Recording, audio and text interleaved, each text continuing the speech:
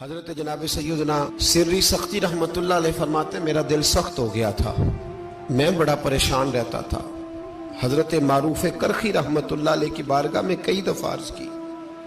میں نے کہا بابا میں اس کا کیا کروں، یہ سخت ہو گیا، مہینوں ہو گئے یہ اللہ کے خوف میں نہیں رویا، سالوں بیت گئے حضور کی نعت سن کے نہیں رویا، اب تو کتنا وقت گزر گیا ہے، اسے مدینے جانے کے لیے بھی رونا نہیں آتا، حضور یہ سخت ہو گیا ہے، کوئی رحمت کی نظر ہو، خشکی سی آ گئی ہے، عجیب سی میل چڑھ گئی ہے۔ فرماتے کئی دفعہ میں نے خواہش کا اظہار کیا۔ ایک دن نا عید کا دن تھا تو حضرت معروف کرخی نے ایک چھوٹا سا بچہ انگلی کے ساتھ لگایا ہوا تھا، تو حضرت آ رہے تھے تو میں نے کہا حضور آپ کدھر سے آ رہے ہیں،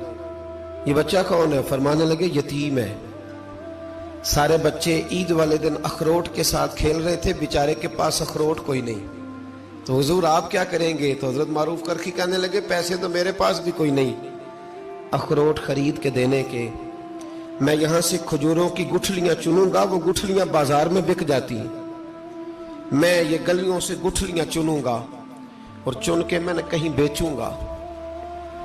اور جب میں انہیں بیچوں گا تو پھر یتیم کے لیے 2-4 اخروٹ خریدنے کے قابل ہوں گا، پھر میں اسے اخروٹ خرید کے دوں گا۔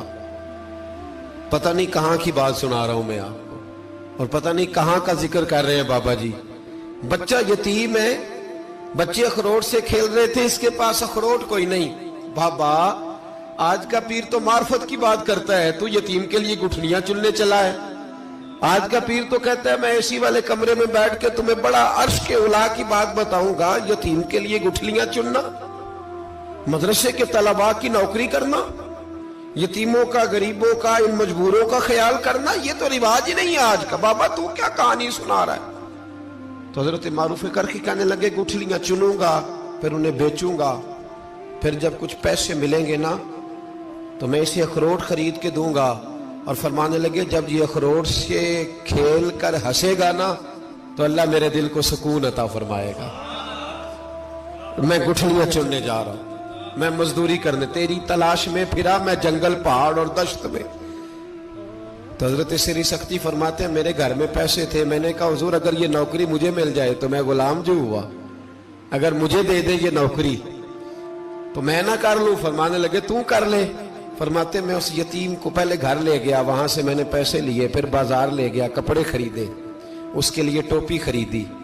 پھر میں نے اسے 2 کھجوریں کھلائیں، پھر اخروٹ خرید کے دیے۔ حضرت سیدنا معروف کرخی کہتے ہیں اس کو میں نے چیزیں دے کے نا، وہ بچہ تھا، بچے ہی ہوتے ہیں، میں نے جب اسے اخروٹ دیے تو وہ دوڑنے لگا، میں بھی ہلکا ہلکا پیچھے چلنے لگا۔ فرماتے ہیں وہ جا کے بچوں کے گروہ میں مل گیا، وہاں درجنوں 20 بچے کھیل رہے تھے، وہ مل گیا، وہ کھیلتا رہا۔ آپ فرماتے ہیں لوگوں اس دن میرے رب نے میرے دل کو اپنے قرب کی لذت بھی عطا کی، اور میرا دل تھا میرے سینے پر ساری رات، تھا میرے سینے میں میرا دل، پر ساری رات میرے نبی کے قدموں کا طواف کرتا رہا ہے۔ اب نہ لگ گیا ہے، پاک ہوئے تے پاک بھی ملدا ہے، اے بنا پاکوں پاک نہیں ملدا۔ سادے وجود نو تون دے نالوں اکو تولا ٹکڑا دل دا، دل لگا کے، دل لگ جائے تو پھر وہ لگ جاتا ہے۔ آپ یقین کریں لگتا ہے تو مزہ دیتا ہے، اور جب تک لگتا نہیں پھر کوئی بھی کیف سرور حاصل۔ امام زین العابدین رضی اللہ تعالیٰ عنہ مولا علی شیر خدا کے پوتے، امام حسین کے صاحبزادے، سیدہ پاک کی پیاری نسل، امام زین العابدین گھر میں نماز پڑھ رہے تھے، غور کرنا بات پہ، گھر پہ نماز پڑھ رہے تھے،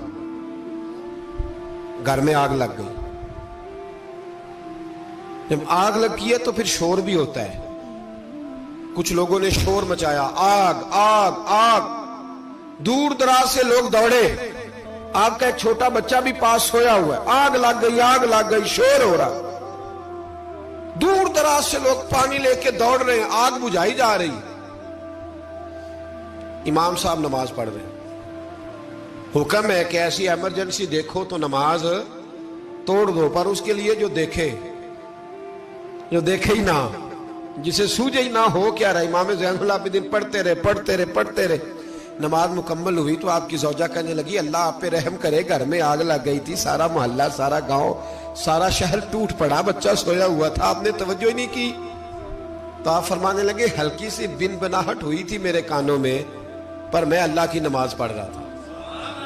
پر میں اپنے رب کی، میں اس کی نماز پڑھ رہا تھا، تیرے عشق کی انتہا چاہتا، تیرے عشق کی انتہا چاہتا، تیرے عشق کی انتہا چاہتا، میری سادگی دیکھ کیا چاہتا ہوں، ذرا سا تو دل ہے مگر شوخ اتنا، وہی لن ترانی سنا چاہتا ہوں، مجھے کیا خبر ادھر کیا ہو رہا، ادھر میں تو اس کے ساتھ میرا تعلق تھا، میں تو اللہ کی بارگاہ میں حاضر تھا، مجھے کیا پتا۔ بی بی کہنے لگی آگ لگ گئی تھی، تو فرمانے لگے بھلی مانس چپ کر، تم دنیا کی آگ بجھا رہے تھے، میں جہنم کی آگ بجھا رہا تھا، تم لوگ اپنے شور میں تھے تو میں اپنے ذائقے میں۔ الذین ہم فی صلاتہم خاشعون، فرمایا یہ لوگ اپنی نمازوں میں عاجزی کر دل لگا کے کرتے ہیں جو کرتے ہیں۔ اور بڑی خوبصورت مثال ہے، حضرت رومی نے لکھی ہے، بڑی مشہور بھی ہے۔ ایک نمازی نماز پڑھ رہا تھا، میری طرح کا نمازی، مجنو اس کے آگے سے گزر گیا، لیلا کے گھر جا رہا، تو نمازی اتحیات پہ تھا، اتنی دیر میں اس نے بھی نماز مکمل کر لی، تو پیچھے سے جا کے مجنو کا گریبان تھاما، کہنے لگا شرم نہیں آتی تجھے، مسئلے کا نہیں پتا، نمازی کے آگے سے نہیں گزرنا چاہیے؟ تو کہنے لگا یار معاف کر دو، مجنو کہنے لگا معاف کر دو، غلطی ہو گئی، حالانکہ شہزادہ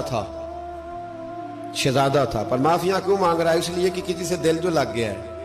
عاجزی آ گئی، ان کے چل یار معاف کر دے، تیری مہربانی، نمازی ناراض نہ ہو جائے، نمازی بڑے ڈاڈے ہوتے ہیں، کئی دفعہ بڑے سخت ہوتے ہیں، نمازی تھا بڑا پکا، تو وہ کہنے لگا نہیں، نماز خراب کر دی تو نے، تجھے پتہ نہیں آگے سے نہیں گزرنا چاہیے، اور ویسے بھی زمانے کا رواج ہے جو معافی مانگ لے لوگ سمجھتے ہیں بزدل ہے، یہ بھی بڑا مسئلہ ہے، آپ تھوڑا سا کہہ دے کہ جب دیکھی جائے گی جو ہوگی،